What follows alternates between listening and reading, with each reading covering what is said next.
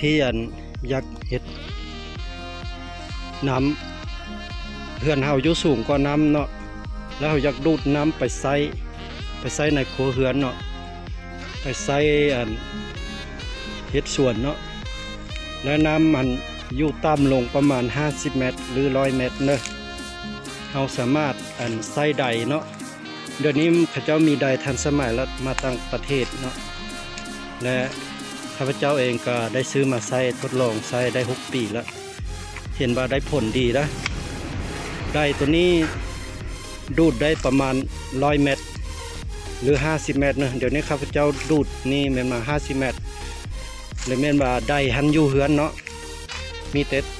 วางท่อออกมาเนาะมาจุ่มใส่น้ำช้างแล้วได้หันกับอยู่เฮือนไปแหละอยู่เฮือนเนาะเอาเสียบไฟปุ๊บมันก็ฮักดูดน้ำมาทันทีเลยเนาะแต่หากมัน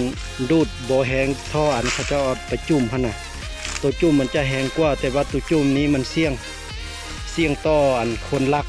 กับบางทีน้ำแห้งเนาะมันก็ไหม้แล้วเขาบุกแต่ตัวเปิ่มมันอยู่กับเฮือนตัวนี้ติดตั้งอยู่เฮือนตัวนี้โบย่านเสียแล้วตัวนี้กับโบย่านคนรักและโบย่านมันไหม้ตัวนี้นะโบได้จุ่มน้ำและตัวนี้จักปี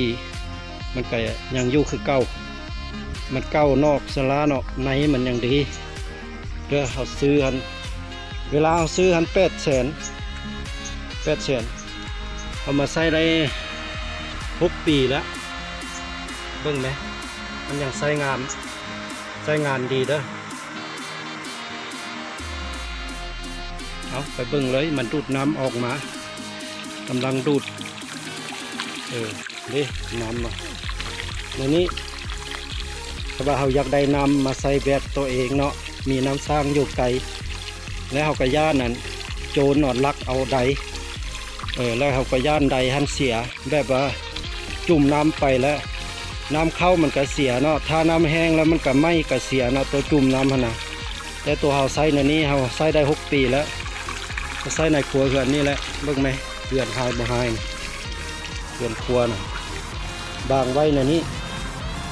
วางไว้อยู่นำกงโต๊ะกงเตียงในนี้แหละเด้อสาว YouTube สาว Facebook เด้อผู้ใดสนใจเนอะอันนี้มีขายเนอะมีขายมีลองมีให้เบิ่งเด้อสนใจแล้วโทรมาถามรถเนอะ